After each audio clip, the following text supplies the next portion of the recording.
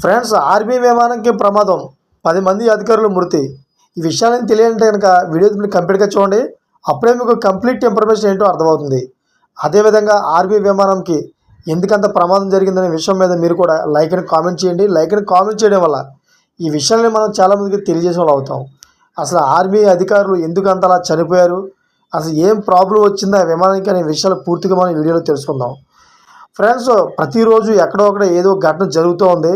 దేశాన్ని రక్షించే సైనికులు ఈ విధంగా ఒకేసారి చనిపోవడం ఆ దేశానికైతే చాలా బాధాకరమైన విషయం అయితే చెప్పుకోవాలి.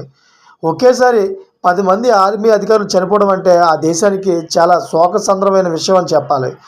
సైనికుల విమానంలో సాంకేతిక లోపం తలెత్తడంతో మంగళవారం రాత్రి ప్రమాదానికి గురైంది. అదేంటంటే సుడాన్ రాజధాని అది ఎక్కడంటే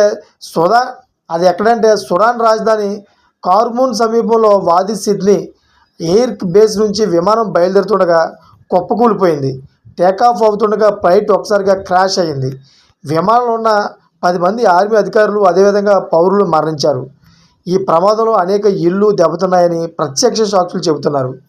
ఈ సంఘటన వల్ల వాడి సిద్నా ఎయిర్ బేస్ సమీపంలో పరిసర ప్రాంతాల్లో విద్యుత్ సరఫరా కూడా అంతరాయం కలిగింది. Thank for watching friends.